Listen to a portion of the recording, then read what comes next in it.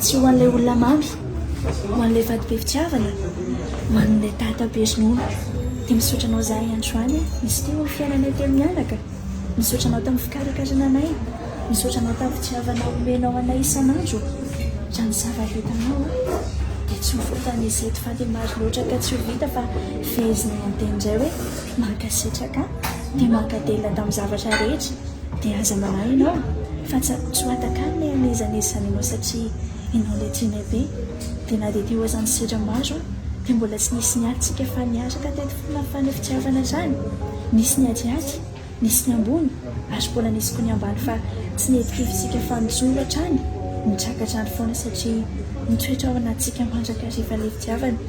Dia tsy azofy fa misy manohana foana ianao amin'izay zavatra ataonao. Eto izaho ankohonanao dia indrindra fa eto izaho fadinao. Eto foana anohana anao namora na amin'ny sarotra tahaka ny nataonao taminay ihany koa.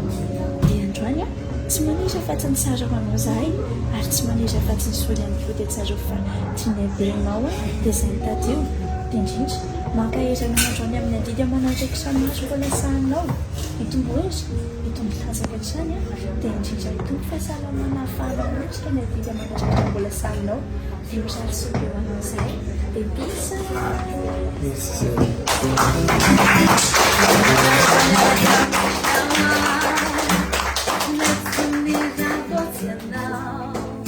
Efa loatra ny ankisinao tena lafatra loatra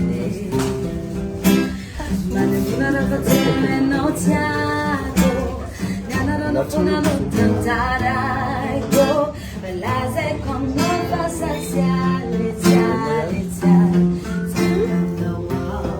aminao se fai aminao se nove aminao tunzana sanatina mula iove amenda fernanzara cre fitiava vanao areca mami mamie mamie mamie mamie mamie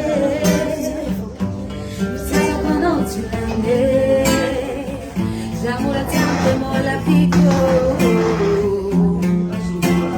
mamie mamie mamie mamie mamie fitiava vanao tilande zamura tante mola pico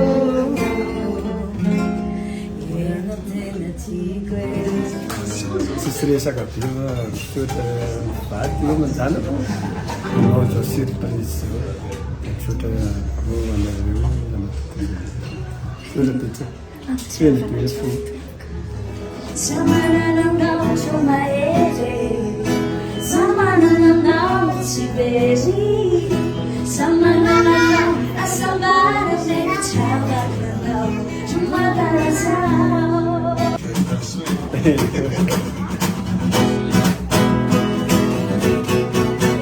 Joyeux anniversaire,